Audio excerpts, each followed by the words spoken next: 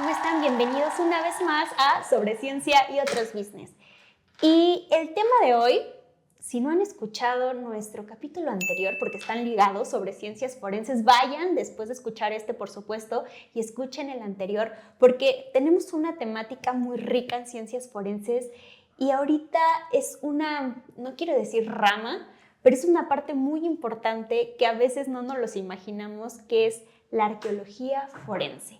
Y aquí en su espacio del Chismecito con Ciencia vamos a entender un poquito más de qué va esto de la arqueología forense, porque cuando nos imaginamos arqueología pensamos en Indiana Jones o pensamos en momias o este tipo de cosas, pero no va mucho más allá y hay temas actuales que pues son de suma importancia, y en México con esto de las desapariciones forzadas, pues esta disciplina es una gran herramienta para poder encontrar a personas desaparecidas.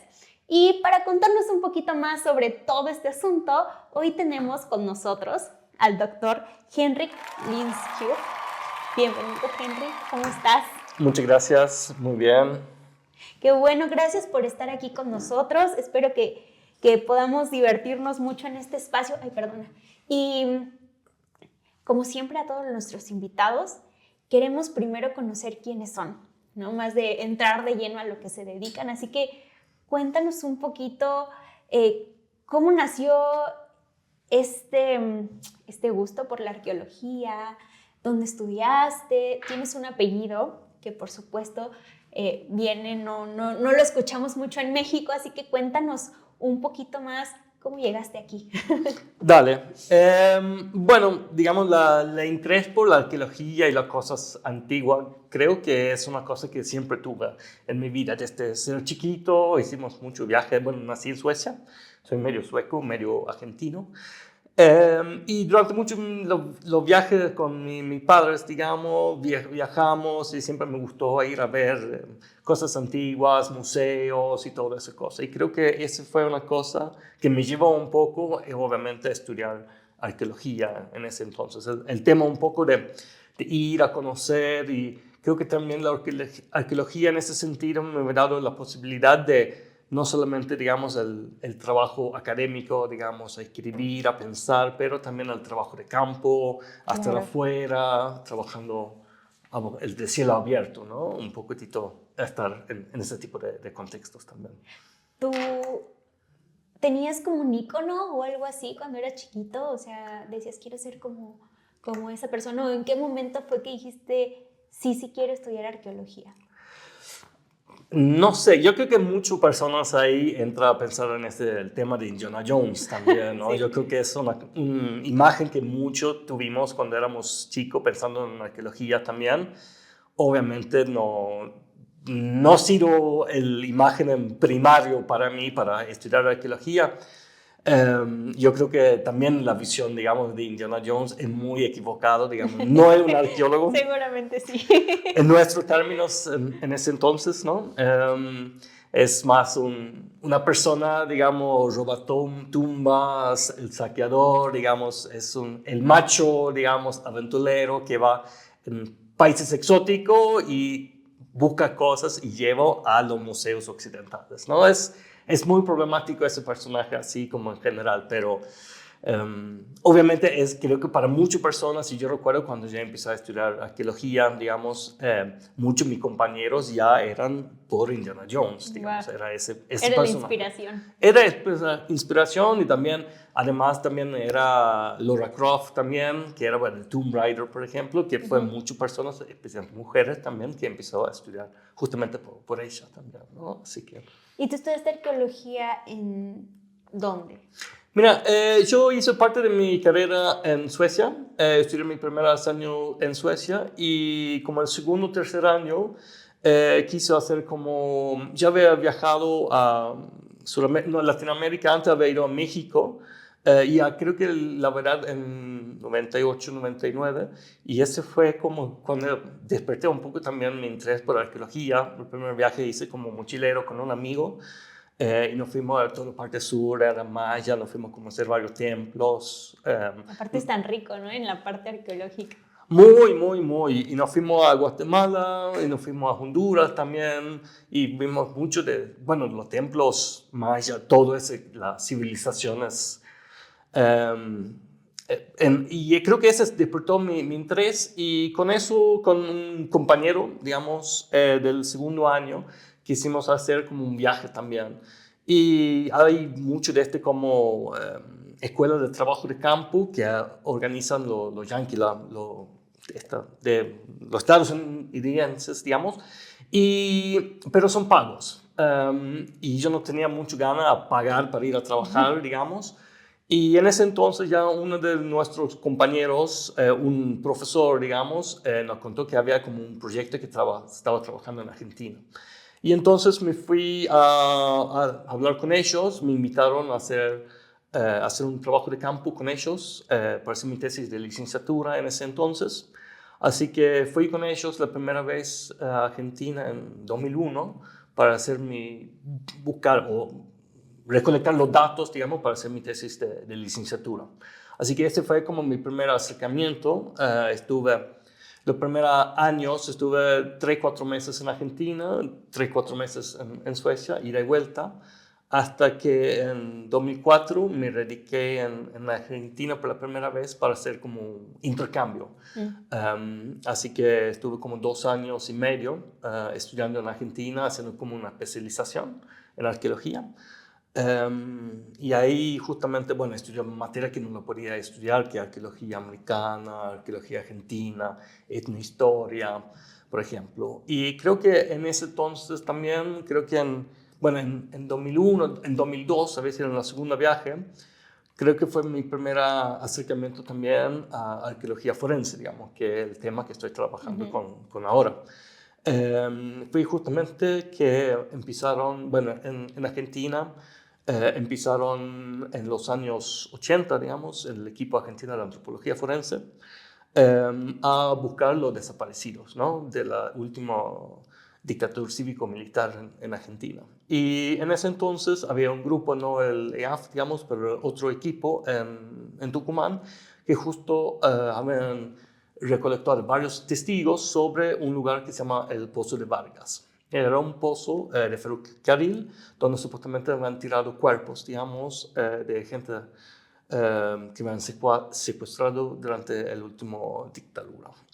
Y ahí empezaron justamente a buscar y ese fue uno de mis primeros acercamientos, digamos, a ese tipo de uso de arqueología, ¿no? Porque creo que para muchos pensamos también arqueología es algo que podemos trabajar el pasado, que hablamos recién, el tema de la civilización maya, bueno, claro, todo lo que tiene. Lo vemos súper atrás y que solo está relacionado como o dinosaurios, ¿no? Casi. Casi, sí. o no sé, esqueletos muy antiguos, pero no nos imaginamos que puede ser de...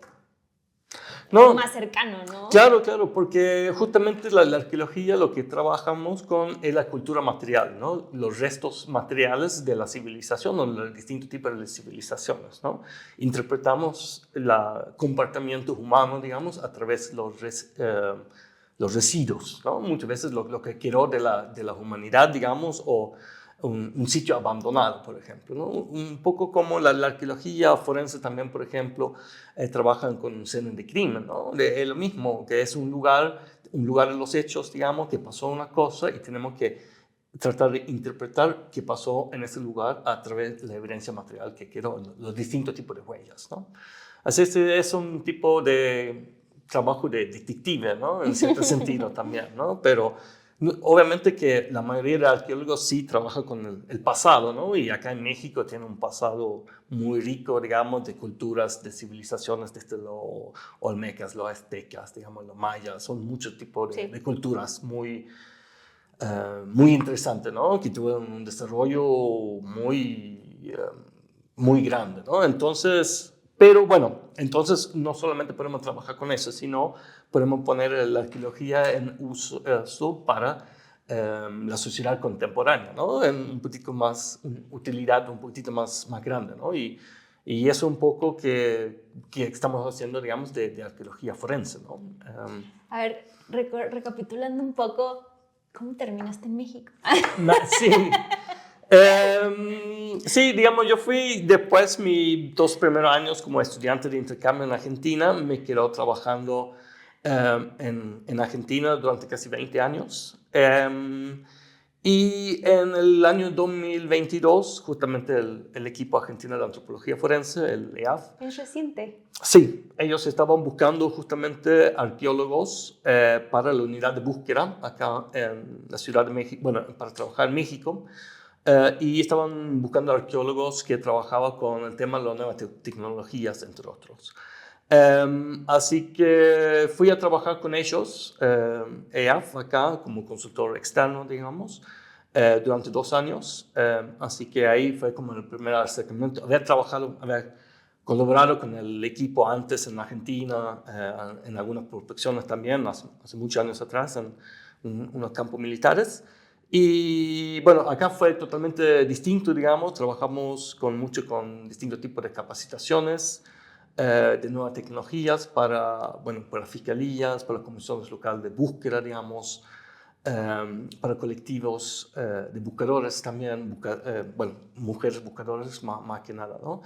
En este tipo de contexto, para justamente usar herramientas, nuevas tecnologías, digamos, en la búsqueda de personas desaparecidas, ¿no? Porque ahora sabemos que tenemos una emergencia forense, digamos, en México Sí. hace muchos años atrás, y justamente arqueología, los métodos y las herramientas que usamos nosotros en el campo es justamente para buscar, hallazgos, restos, sitios, digamos, y eso podemos obviamente aplicar en este tipo de contextos, ¿no? Cuando estamos buscando personas desaparecidas. Y con las cifras que estamos hablando ahora son unos 123.000 personas desaparecidas, creo que es la última cifra que había visto. Y bueno, entonces ahí es la fuerte de nosotros. Y además de hacer capacitaciones, digamos, por el equipo, trabajé en la búsqueda también de personas desaparecidas, junto con la Comisión Local de Búsqueda en Chihuahua, en Coahuila también, por ejemplo. Así que ese fue un poquitito como empezó a trabajar en México. Y en mayo del año pasado empezó a trabajar acá en la Escuela Nacional de Ciencia Forense. Así que reciente. Ahí haces parte investigación, haces docencia. ¿A qué estás más enfocado? Mira, mi puesto más que nada es profesor, entonces estoy enfocado en docencia más que nada. Doy varias materias de arqueología forense, antropología forense, métodos en lugar de investigación de los hechos, son materia de identificación humana también. Y además terminó coordinando también un diplomado justamente para la titulación para los varios alumnos que tiene que ver con un diplomado que se llama Diplomado en Búsqueda de Personas Desaparecidas con Perfección y de Identificación. Así que más que nada estoy involucrado, digamos, en la parte de docencia y ahora como soy hace un año que estoy, ni siquiera un año, entonces la investigación, estoy arrancando, digamos, Apenas, con la investigación. claro. Apenas, exacto. Sí, sí. Es un tema muy interesante, muy rico, que me gustaría ir como desgranando paso a paso, porque creo que hay muchas cosas que quiero preguntarte. Sí. Y vamos a arrancar, y creo que ya dijiste un poquito del significado pero muy comúnmente nos confundimos y las palabras se parecen mucho entre arqueología y antropología, ¿no? Sí. Entonces, si pudieras ayudarnos un poquito más a saber bien qué es la arqueología y si hay una diferencia con la antropología, y en específico, qué es la arqueología forense. Bien. Mira, sí, digamos, antropología, digamos, en varios países, porque tienen que ver un poco con las tradiciones en los distintos países también. Pero en México y muchos países en Latinoamérica, en Estados Unidos también, arqueología es parte de la antropología, digamos. Okay. Antropología tiene varias ramas. Los 4 ramas normal, digamos, en antropología es la antropología social o cultural, digamos, que trabaja con distintos tipos de sociedades contemporáneas, por ejemplo, que puede ser trabajar con algún tipo de alguna comunidad indígena, por ejemplo, o, por ejemplo, también puede trabajar con algún tribu urbano, por ejemplo, lo emo, por ejemplo, de la Ciudad de México, ¿no? Ujú. Y estudia su comportamiento a través de la participación observante, ¿no? Que van participando como cualquier persona y toman notas, digamos, hace entrevistas también con las personas. Digamos, la antropología es el estudio de nosotros como humanos, ¿no? Okay. Y después tenés otra rama de la antropología, que es la antropología biológica, se dice la antropología física acá en México. En muchos países ya hablamos directamente de la antropología biológica, pero estudia, digamos, más como el cuerpo, ¿no? Es más estudios ADN, por ejemplo. Toda parte es distinto tipo de poblaciones, pero también, digamos, bueno, comportamiento humano, digamos, a través más cosas físicas, ¿no? A Okay. través del cuerpo. Antropología forense, por ejemplo, es una rama de la antropología biológica. Ok. Exacto. Y después tenemos la antropología lingüística, digamos, que estudia, es como la tercera rama, digamos, de la antropología, que estudia distintos tipos de idiomas, ¿no? Que más es metido por la lingüística, ¿no? Idiomas, puede ser, bueno, acá en México también tenemos varios idiomas, ¿no? Sí, De muchísimo. distintas comunidades indígenas. Y el último rama, digamos, que estudia la antropología es justamente la arqueología, que estudiamos, digamos, no con seres vivos, digamos, sino trabajamos directamente con la cultura material, digamos, de las sociedades pasadas. O en el caso de la arqueología forense, de nuestro pasado reciente, ¿no? Es una arqueología contemporánea, podemos decir. Así que es un poquitito como de las 4 ramas de la arqueología, ¿no? Sí, De la como antropología. de antropología es una subrama, digamos, ¿no? Exacto, exacto. Sí, sí, sí. Pero en general, digamos, lo que estamos estudiando, digamos, es los humanos, ¿no? Hay unas, con lo que empezamos un poquito, justo que mencionabas esto de Indiana Jones, que ha sido inspiración para muchos, yo creo que como para nosotras Carl Sagan, ¿no? Para los Sí. físicos es como, ay, ¿por qué vi Carl Sagan? Es algo parecido a Indiana Jones, pero esto es como para entretenernos, ¿no? Y hay muchas series, hay películas que son de entretenimiento y a veces nosotros nos quedamos con esa idea de que eso hace algo, no sé, un arqueólogo, antropólogo o lo que sea, Bones, ¿no? Por ejemplo, también. Sí, Entonces totalmente. me gustaría tomar un poquito antes de entrar como a las cosas más profundas, si te acuerdas de algunos mitos de estas series, estas películas, donde dices, no, sí se pasaron, ¿no? O sea, eso no somos, eso no hacemos. Sí, lo ve, digamos, una de las cosas creo que mucho de nosotros pensamos con la rapidez también, que por ejemplo que reciben los resultados, ¿no? Van, toman la prueba y en 2 minutos lo tienen los resultados en una pantalla con gráficos muy... Nombre Bueno, y apellido. exacto, ¿no? Digamos, muchas veces es un trabajo arduo, digamos, que lleva mucho tiempo y las muestras que tomamos muchas veces también los laboratorios también tienen filas largas, entonces ADN, por ejemplo, no es una cosa que tomamos en el mismo momento y metemos la prueba, digamos, la muestra en una máquina y recibimos el resultado al toque. No, esas son normalmente... ¿Cuánto tiempo te puede llevar, por ejemplo, en este caso, una prueba de ADN? ¿Cómo es el proceso? Porque estamos acostumbrados, como justo dices, ¿no? Casi como lo pones y tac, tac, tan, está en persona. Pero Sí. así no es como No, la realidad. ¿Cuál es el proceso que se lleva? No, digamos, es un proceso muy largo, como decía, digamos, primero en el caso, por ejemplo, en los casos que trabajamos nosotros, primero tenemos la parte, digamos, donde excavamos los restos, los elementos óseos, digamos, en contextos en el campo, ¿no? Y esto primero tiene que trasladarse, digamos, al laboratorio, a la fiscalía, donde normalmente un antropólogo forense toma las muestras y después se manda al laboratorio. Y el laboratorio, depende mucho del laboratorio, pero normalmente un mes, a veces un poquito más de tiempo, depende el cantidad de trabajo también que el laboratorio también tiene de antemano.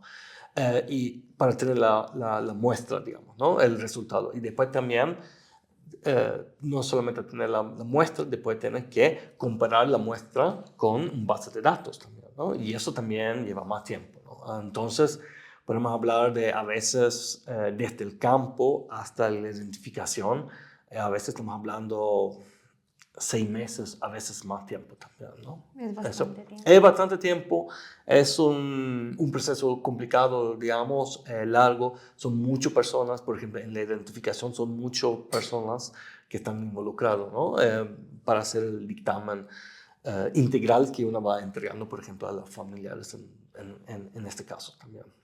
Ay, ese es un tema bien duro, ¿no? Porque también no solo te enfrentas a... O sea, creo que te puedes enfrentar a muchas cosas, que es uno el estudio, ¿no? Tu trabajo de estudio, ya tienes tu licenciatura, tu especialización, lo que tú quieras, maestría, doctorado, etc. Pero ustedes a veces tienen que acceder a terrenos que no son nada amables, ¿no? También a poblados que a lo mejor lo amable... hay lugares donde hay mucho narcotráfico también, hay lugares de difícil acceso por la topología del terreno, y luego trabajar, que creo que es tu caso también, que has trabajado de la mano con ciertos grupos para la búsqueda de personas, viene la parte emocional, ¿no? Que ha de ser sumamente fuerte las escenas que probablemente se viven ahí. Platícanos un poquito de todo este contexto desde el terreno, desde cómo se preparan, etc. Sí, digamos, el trabajo, digamos, para mí lo más importante también, obviamente, la participación de las comunidades que están participando, ¿no? Los familiares, ¿no? Claro. Eso es fundamental, porque es por ellos que estamos trabajando, ¿no? No más que nada, pero sí, muchas veces sí trabajamos en zonas muy inhóspitas, digamos, ¿no? Son zonas muy lejos, donde sí opera justamente el narcotráfico también, ¿no? El crimen organizado. Pero antes que vamos a hacer algún tipo de estudio, digamos, un trabajo de campo, siempre hacemos una evaluación de los riesgos solamente, ¿no?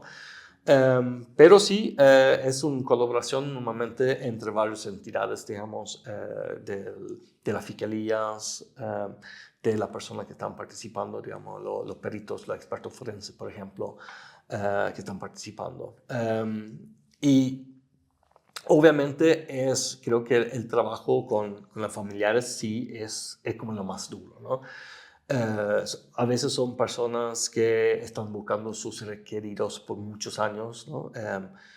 He trabajado acá, por ejemplo, en México también en búsqueda de personas desaparecidas que desaparecieron durante la Guerra Sucia también, ¿no? Estoy trabajando con un equipo de la ENA, justo en varios sitios, y eso también estaban buscando personas que desaparecieron hasta unos 40, 50 años también, ¿no? Así que son personas que han buscado justamente su ser querido por mucho tiempo, y es parte muy emocional, obviamente, ¿no? Claro. Es una cuestión que uno va manejando poco por poco, y creo que cada caso también es particular, ¿no? Así que sí, yo creo que es una cosa que nosotros como forenses también vamos compartiendo entre nosotros y vamos hablando también, porque es... ¿A ustedes de alguna manera les dan en la misma formación algunas técnicas como para lidiar con estas cosas, o cada quien es como lo va descubriendo en el camino? No, realmente que no, porque la mayoría yo creo que depende mucho de nosotros, pero la mayoría de nosotros, mi gremio, digamos, somos arqueólogos de formación y tenemos poca formación de psicología, por ejemplo, ¿no? Que en este caso va a ser muy bueno, pero el tema del autocuidado, digamos, es muy importante, ¿no? Por ese tipo de contextos, las cosas que vemos, digamos, en el campo, en los encifros, en los morgues, digamos, del trabajo con los familiares, pero es a cada uno, digamos, al liderar, digamos, con este tipo de cuestiones, mucho que hablan con su terapeuta, por ejemplo, o su psicólogo, obviamente, sobre ese tipo de temas, ¿no? O algún tipo de otro autocuidado, digamos, que uno puede hacer, puede ser yoga, por ejemplo, o meditación, obviamente, sí. ¿Tú te cuidas de alguna manera? ¿Haces algo especial o...? No, yo creo que para mí siempre ha sido importante compartir con mis colegas este tipo de cosas. Yo no voy a ningún psicólogo, pero por ese tipo de cuestiones, no por ninguna otra cuestión. Pero la verdad que creo que a compartir ese tipo de experiencias con colegas, a decir para mi caso, a decir como el más rico, ¿no? A poder compartir y entender, digamos, con más profundidad como este tipo de escenarios y eventos que nos están enfrentando un poquito. Tú has vivido de todo, ¿no? Y creo que has participado uno en docencia, otro en brigadas de búsqueda también, ¿no? Con diferentes equipos. Al día de hoy, ¿tienes algún evento que te haya marcado? Así que lo recuerdes y digas, ay, este fue muy especial. O muy duro, lo que sea. Sí. Sí, ha sido cosas que me han impactado muchísimo y que creo que me han marcado por vida, digamos. Pero creo que también eso te llena, ¿no? Como persona y te hace como repensar en tu realidad, en los valores, en un montón de cosas alrededor, a pesar de que sean escenas fuertes o demás. Yo creo que cómo impactan como ser humano, eso es lo que deja una huella muy importante y hace quién es Henrik ahora, ¿no? Sí, obviamente, y te hace crecer, obviamente, ¿no? En varios aspectos, ¿no? Como persona, como humano, obviamente, así que sí, obviamente. Ok, estábamos hablando, salió esto de Indiana Jones y de todos los mitos. Sí. ¿Tienes algún otro mito que si dices, no, este también se pasan? O sea, más allá de la rapidez, de tomar esto, ¿alguna otra cosa que hayas visto en estas series? Yo creo que sí. Dime. Sí, yo creo que una cosa así general, que bueno, mencionaste también, que muchas personas también piensan que nosotros como arqueólogos también trabajamos con los dinosaurios. Sí. Ese también es otra como mito, digamos, grande, digamos. Los arqueólogos no trabajamos con dinosaurios, sino esos son los paleontólogos. Exacto. Ese creo que es uno de los grandes mitos.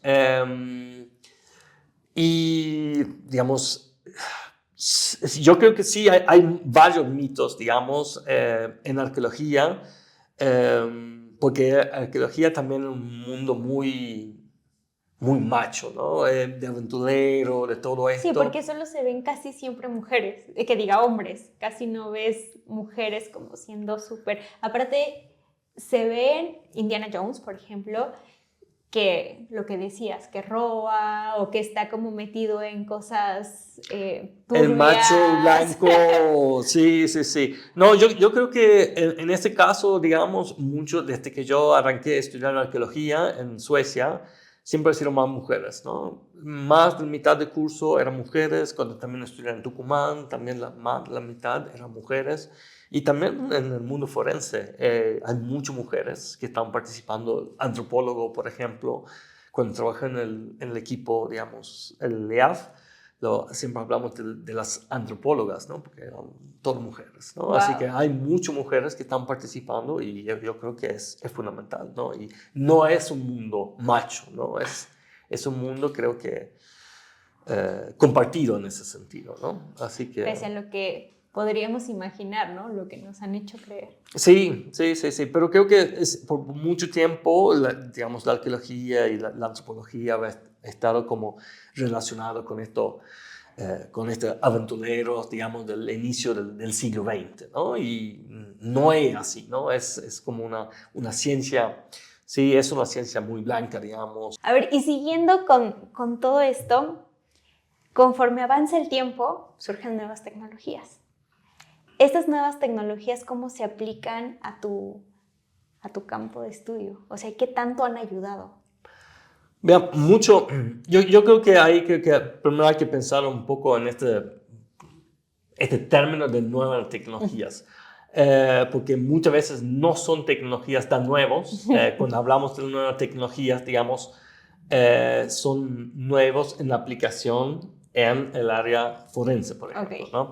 Pero porque, por ejemplo, mucho cuando hablamos de nueva tecnología, hablamos de sistemas de información geográfica, por ejemplo, y son programas de computación, digamos, que fueron desarrollados en los años 80, digamos. Estamos hablando de un 40 tiempito. añitos. Exacto, exacto. Y mucho otro este tipo de cuestiones, por ejemplo, nosotros usamos muchos instrumentos, digamos, topográficos que no fueron desarrollados, digamos, para trabajo en arqueología forense, pero como estaciones totales, por ejemplo, cuando vamos a un lugar, por ejemplo, a hacer un mapeo, por ejemplo, o un lugar de los hechos, una escena de crimen, digamos, tenemos una cosa, como nosotros como arqueólogos somos especialistas, es la documentación y registro, ¿no? Porque sabemos como arqueólogos, todas las intervenciones que hacemos nosotros, digamos, desde una excavación, son destructivas, ¿no? Nosotros vamos y todas las cosas, las evidencias o los hallazgos, los indicios, digamos, los levantamos y destruimos los contextos. Entonces, lo único que queda, digamos, es nuestra documentación, nuestro registro. Entonces, para nosotros el registro es fundamental. Todo lo que queda, digamos, fotos, dibujos, mapas, planos, secciones, digamos, toda esa información y cómo registramos los distintos tipos de hallazgos. Eso es como nuestro trabajo en el campo, ¿no? Eso es nuestro fuerte. Y con esto, para hacer mucho de este tipo de registro, necesitamos, digamos, ubicar las cosas, ¿no? Como un lugar de los hechos, por ejemplo, ¿no? Los lugares, las relaciones espaciales, digamos, entre los objetos son de suma importancia. Por ejemplo, ustedes registran, por ejemplo, que si se encuentran, voy a decir cosas absurdas, ¿no? Encuentran alguna pertenencia, algo de ropa, tal vez alguna parte de un hueso, ¿no? Entonces, todo eso, como lo van ustedes encontrando poco a poco, ¿tú realizas también la excavación de ir quitando? Claro. Entonces, conforme van quitando como estas cosas, van haciendo el registro de cada cosa que van encontrando. Exacto, exacto. Y lo que, digamos, todos los objetos, digamos, que sacamos de su contexto, tenemos una relación espacial, ¿no? De X, Y y Z, ¿no? Norte-sur, oeste-este y profundidad, ¿no? Y las relaciones espaciales, digamos, son de suma importancia para nosotros para entender un lugar, ¿no? Para poder recrear qué había pasado en un lugar como un escena de crimen, ¿no? Como muerto una persona, por ejemplo, ¿no? La importancia, ahí podemos documentar, digamos, dónde están los balas, por ejemplo, los casquillos, las entradas, por ejemplo, de los mismos... Casquillo. No, los casquillos, pues, bueno, la bala, por la ejemplo. bala, La bala, exacto, ¿no? Y todo lo otro, digamos, cuando excavamos una fosa, la posición, por ejemplo, de los distintos tipos de cuerpos nos dice de la temporalidad, ¿no? Si es una fosa común con varios cuerpos, por ejemplo, las posiciones, digamos, de los distintos tipos de los individuos, obviamente nos dice cuándo fueron posicionados, digamos, en la misma fosa, ¿no? Entonces necesitamos documentar todo este tipo de relaciones en relación con distintos tipos de objetos, como por decir, prenda, por ejemplo, identificaciones, por ejemplo, que también por registramos todo cuando excavamos, ¿no?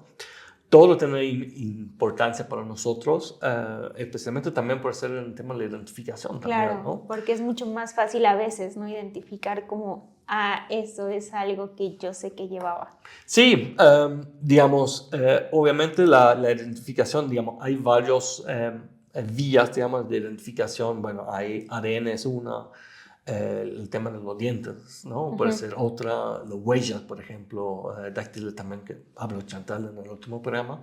Es un comercial, vayan al otro si no lo han visto. Exacto. Esa es otra manera de identificar, pero por ejemplo también el tema de las ropas también puede ser una manera también que facilita, por ejemplo, la identificación, ¿no? Si una persona, digamos, en la última comunicación, por ejemplo, con la familia, pienso por ejemplo, una persona que vean cruzado, por ejemplo, el muro, ¿no? Hasta Estados Unidos. Estados Unidos. Y van a sacar una foto, un selfie que la manda a su familia antes que van, por ejemplo, y ven que justamente tiene una remera, una playera, digamos, azul con letra específico México o lo que sea, y después lo encuentra justamente elementos óseos con esta remera, ¿no? Puede ser una manera a facilitar, por ejemplo, la identificación de una persona, no una manera exclusiva, pero ayuda en el proceso de identificación. Así que todos estos tipos de relaciones necesitamos tomarlo, y para eso las nuevas tecnologías habían facilitado mucho nuestro trabajo, como decía, como trabajamos, por ejemplo, antes trabajamos como arqueólogo, digamos, con los métodos tradicionales, con cinta métrica, con brújula, digamos, para tomar las relaciones. Pero hoy en día, o como un teodolito, o por ejemplo, o ¿cómo se llama? Un nivel óptico. Pero ahora tenemos acceso muchas veces a estaciones totales, por ejemplo, GPS o DGPS, por ejemplo, que nos puede dar como una precisión milimétrica a veces a los distintos tipos de objetos, ¿no? Y esto obviamente en el tema pueden ayudarnos también en caso de muerte, por ejemplo, de una persona, ¿no? La posición, por ejemplo, de las balas, por ejemplo, o los caquillos, por ejemplo, ¿no? Así que son cosas que nos ayudan muchísimo. Y ahí, bueno, digamos, la ayuda de las nuevas tecnologías, digamos, con GPS, digamos, que yo creo que todo el mundo ya sabe que es un aparato, digamos, que tomamos la posición, digamos, de un objeto. No tiene muy buena precisión, ¿no? Es como tiene 5 metros de mucho de precisión. Es como más o menos con el celular, ¿no? Cuando mandamos la ubicación, por ejemplo, de más tiempo que esperamos, mejor es la posición, ¿no? Viste como que va creciendo, disminuyendo, digamos, el círculo. Y hoy en día, por ejemplo, hay como otros sistemas, digamos, con GPS, por ejemplo, hay una cosa que se llama DGPS, que es un GPS diferencial, y con eso, digamos, son un base, digamos, que está fijo, que está puesto en un lugar particular, ya conocido, que trabaja con un rover, digamos, otro cabeza. Son dos GPS, digamos, dos cabezas que trabajan juntos y van comunicando entre ellos, y van tomando como van mediando, digamos, todas esas señales que van tomando los dos, y da un promedio, y esto con estos aparatos hemos logrado por precisión, digamos, milimétrica en las medidas que van tomando, digamos, en el eje norte-sur, a veces estamos hablando de 5 milímetros, oeste-este 7 y profundidad 11 milímetros. Y para nuestros fines, digamos, para fines, es muy, muy bien, digamos. No necesitamos más precisión de eso, ¿no? Así que esa es una de las nuevas tecnologías, digamos, que nos van a ayudar mucho, digamos, con esa medida como cursos de capacitación, por ejemplo, para varios, el tema de las fiscalías, las comisiones locales de búsqueda también. Y bueno, para colectivos también, ¿no? De buscadores. Y también el tema de los drones, también es otra cuestión, ¿no? Los drones también nos ayudan mucho, ¿no? Tienen muchas ventajas poder trabajar con drones, porque primero podemos entrar, digamos, en lugares que ya no sabemos de antemano si hay personas, si es una zona rojo, digamos, donde está operando, por ejemplo, el crimen organizado, ¿no? Entonces podemos trabajar desde distancia, digamos, tenemos seguridad, y también podemos entrar en zonas con difícil acceso, ¿no? Por saber a qué se enfrentan, ¿no? Exacto, ¿no? Por el tema de la topografía, puede ser una montaña o vegetación muy densa, por ejemplo, ¿no? Y después, obviamente, hay distintos tipos de drones, digamos. Bueno, los drones son drones, pero pueden ser equipados, por ejemplo, de distintos tipos de cámaras. Pueden ser cámaras normales para hacer un mapeo, digamos, con los drones. Y pueden ser distintos tipos de modelos tridimensionales, digamos, que nos pueden ayudar también a ver, por ejemplo, en superficie. Podemos encontrar distintos tipos de anomalías, digamos, que pueden identificar un tipo de fosa, por ejemplo, ¿no? Pero yo sé que varios comisiones locales de búsqueda, por ejemplo, también trabajan con cámaras térmicas, por ejemplo, ¿no? Que pueden ver infrarrojo, ¿no? Entonces, si estamos buscando personas en vivo, digamos, pueden ver una persona en un campo de maizala, por ejemplo, ¿no? Claro. Por el calor El calor que emitimos. Exacto, por ejemplo. Y después otro tipo de cámaras, digamos, hay cámaras multispectrales también, por ejemplo, que también nos podemos ayudar también en la búsqueda, ¿no? Y hoy hay drones, digamos, que trabajan con aplicaciones con georradares, por ejemplo, con LIDAR, por ejemplo. Son muchas otras nuevas tecnologías, digamos, que están aplicando, ¿no? El LIDAR tiene que ver, es un tipo de láser también que emite miles de rayos de láser, digamos, que van escaneando la superficie, digamos, y tenemos creando modelos 3D, digamos, pero milimétricos también, ¿no? Wow. Y ahí es más como para topografía, entonces. Exacto, por topografía, ¿no? Pero también lo podemos usar en temas de la búsqueda, digamos, porque sabemos, por ejemplo, digamos, cuando una va buscando, digamos, una fosa, por ejemplo, en el campo, digamos, cuando uno va entrando una persona, después un tiempito, se va hundiéndose un poco la tumba, ¿no? Entonces, bueno, ese tipo de cambios, digamos, en el sedimento, en la superficie, nos ayuda, ¿no? Y son muchos de este tipo de aparatos, digamos, que nos pueden ayudar justamente en el tema de la búsqueda también, ¿no? Ahorita estamos hablando de los temas como que ayudan a esto, pero ¿cuáles son de los grandes desafíos que has encontrado a lo largo de toda tu trayectoria? Yo creo que los desafíos más grandes, digamos, difícil, pero son muchos. Hay muchos desafíos directamente cuando estamos participando, digamos, en el campo. Es coordinación, digamos, entre muchas personas. Más o menos, ¿cuántas personas llegan a ser cuando van a campo? Normalmente yo he participado, por ejemplo, en lugares donde somos unos 30 personas, por ejemplo, y son 25 más o menos de seguridad, y después son 5 o 6 personas, digamos, que están trabajando, digamos, realizando nuestro trabajo, ¿no? Pero he trabajado también en casos, por ejemplo, donde están participando familiares, y hay muchos más familiares, digamos, que están participando, ¿no?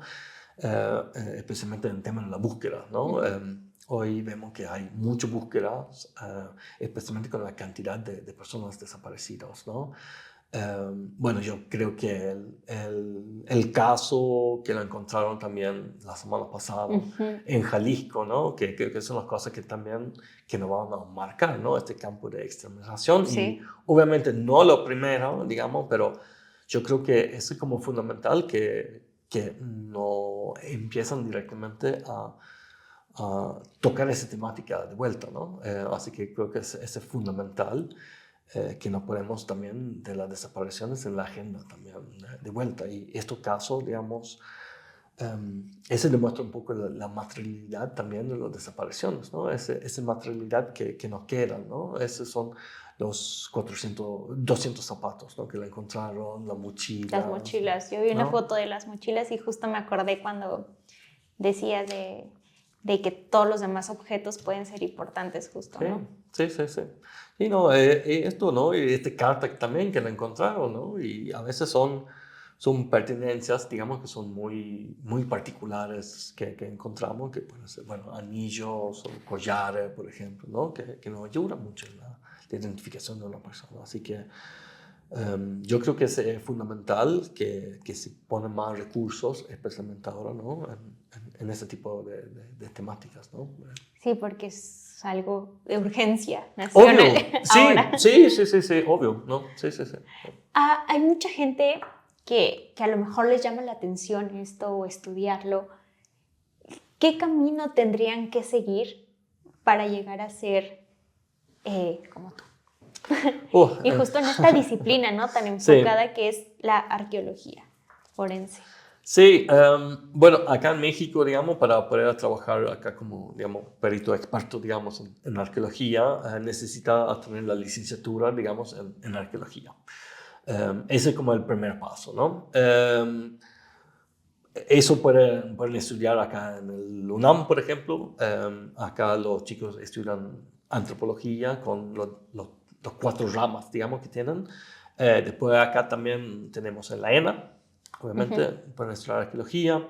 En Zacatecas, en Veracruz, digamos, son varias universidades, digamos, que sí tienen arqueología. La Escuela del Norte de la ENA también tiene un sede en Chihuahua también, donde se puede estudiar arqueología. Así que ese es como el base, digamos. En el caso, digamos, en la escuela, nosotros en la escuela, digamos, estamos educando científicos forenses, que tiene como un base muy grande, digamos, de todas las ramas de la ciencia forense, ¿no? Y ellos tienen formación, digamos, en arqueología forense, pero por el momento es una materia optativa, ¿no? Tienen formación, todo lo tiene antropología forense como una materia obligatoria, pero arqueología forense es optativa.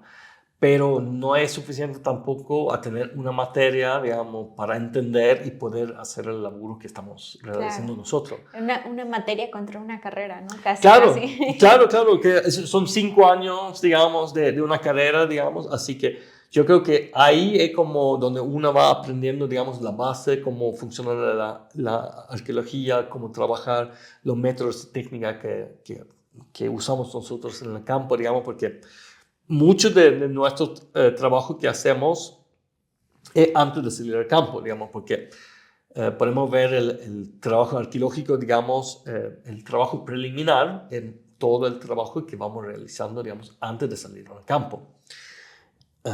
Tenemos que estudiar mapas, documentos históricos, digamos, distintos tipos de mapas, ¿no? Puede ser mapas geológicos, con datos climatológicos, por ejemplo, porque si vamos a ir a excavar en una zona, necesitamos saber, bueno, qué hay en la zona, ¿no?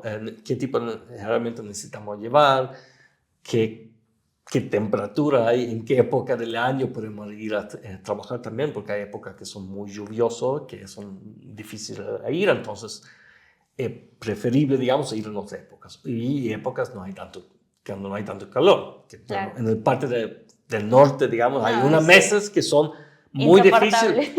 Sí, muy caluroso. Nosotros habíamos trabajado con 40 y 53 grados, digamos, en Monclova y ha sido muy difícil, ¿no? Pero sí trabajamos, digamos, en todo ese tipo de cuestiones, ¿no? Y bueno, todo este trabajo, digamos, preliminar que hacemos hace que no podamos cortar, por ejemplo, la zona, en el caso de forense, el zona de búsqueda, ¿no? Los polígonos de búsqueda, por ejemplo, si estamos haciendo una búsqueda generalizada, por ejemplo. Y de ahí viene, digamos, la segunda parte, digamos, que es la prospección. En la parte de la prospección, digamos, vamos en el campo, hacemos tipo transecta, por ejemplo, lo ponemos todos en una línea, digamos, puede ser entre 2 o 3 metros entre cada persona, hasta 5 metros a veces, y vamos caminando en una línea recta, digamos, buscando alguna anomalía o, bueno, fosas, digamos, lo que encontramos. Y la última parte, digamos, ahí es la excavación, ¿no? Recién ahí, cuando encontramos algo en la prospección, aplicamos la excavación y después el último paso, digamos, es postprocesamiento, digamos, de todos los datos, porque una cosa muy importante para nosotros es que obtenemos muchísimos datos en el campo y todos esos datos necesitamos sistematizar y organizar, ¿no? Entonces, gran parte del trabajo también nuestro en el gabinete, digamos, en el laboratorio después, es cómo sistematizar todo, ¿no? Y hacer distintos tipos de mapas, bueno, y los informes, procesar todo, ¿no? Y ahí muchas veces como... Y análisis, ¿no? Exacto, de todo el análisis del material que hemos recuperado, ¿no? Y ahí también entra la nueva tecnología, se habla un poco sobre los sistemas de información geográfica, y ahí usamos este tipo de programas, por ejemplo, para mapear una zona que fue prospectada, por ejemplo, ¿no? O excavado, ¿no? Y hacemos distintos tipos de mapas Pues los sistemas de información geográfica nos ayudan muchísimo porque son programas, digamos, que son diseñados para analizar, visualizar, digamos, todos los datos con referencia geoespacial, ¿no? Viste que habla con la importancia de los hallazgos y las 3 dimensiones, digamos, ¿no?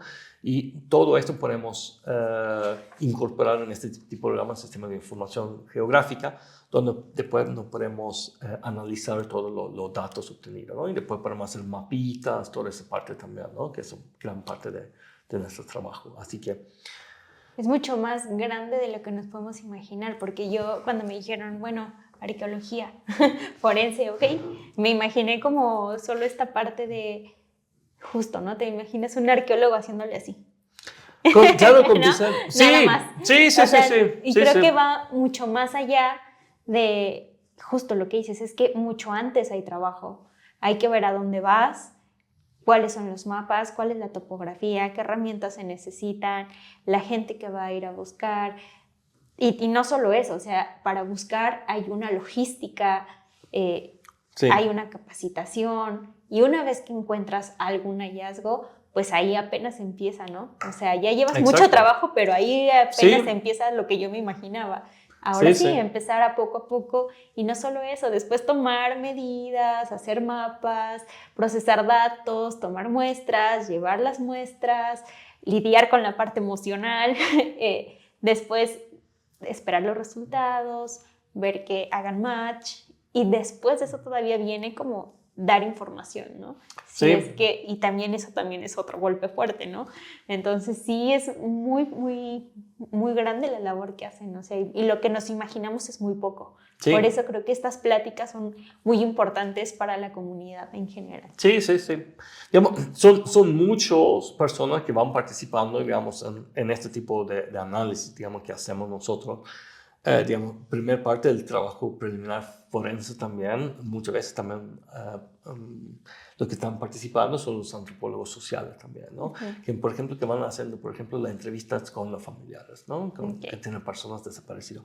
Y ahí van recopilando todos los datos que también nosotros necesitamos, digamos, para una persona y también para poder mapear todo ese antes que vamos al campo. Y en la parte final, digamos, en el tema de los, muchas veces el análisis de los restos óseos, los elementos óseos, digamos, ahí son los antropólogos biológicos, digamos, los antropólogos físicos, digamos, que hacen este trabajo de campo, ¿no? Que normalmente hace, digamos, en el caso de encontramos, bueno, puede ser un cadáver, digamos, y hay obviamente está un cuerpo con tejido, digamos, ahí participa obviamente un médico forense, ¿no?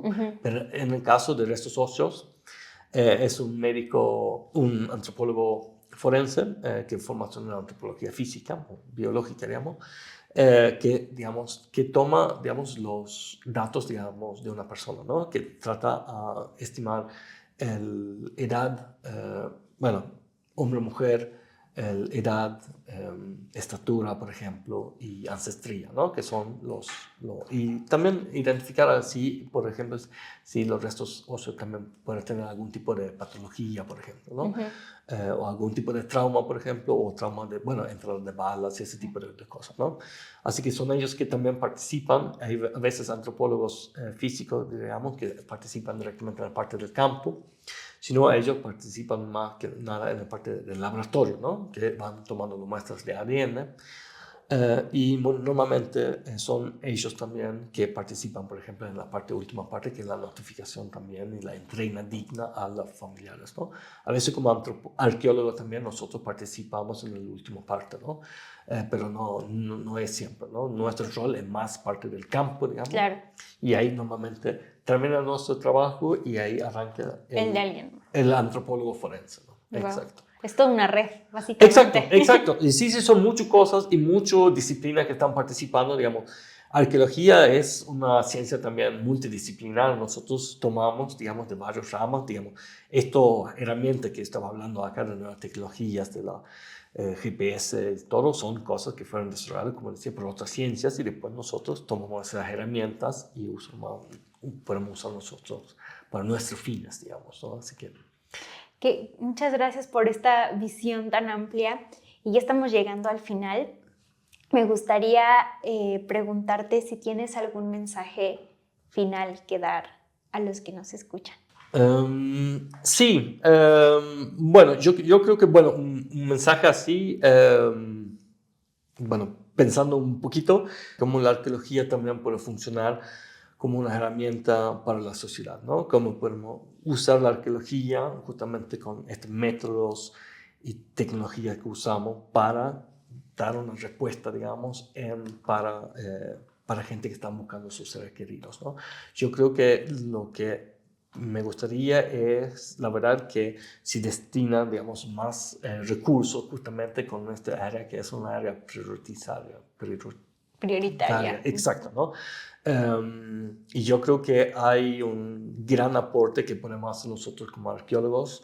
Yo creo que también, importante también, que más arqueólogos en ese sentido también se involucra en este temas tan importantes que justamente la búsqueda de personas desaparecidas y que nos puedan ayudar, ¿no? Hay muchos colectivos de búsqueda que están realizando su búsqueda y ellos necesitan el apoyo.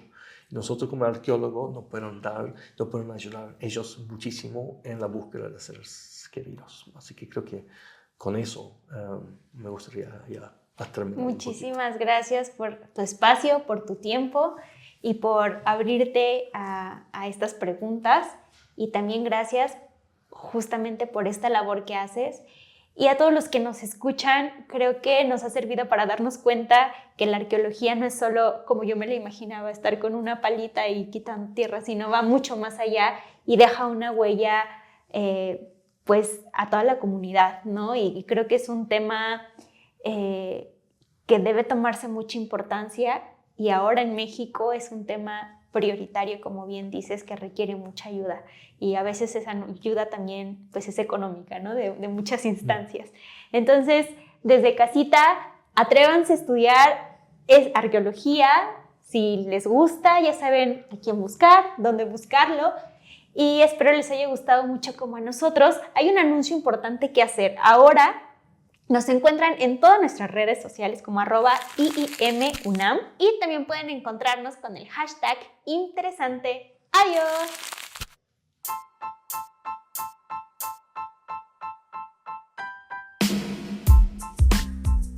Esto fue Sobre Ciencia y Otros Business.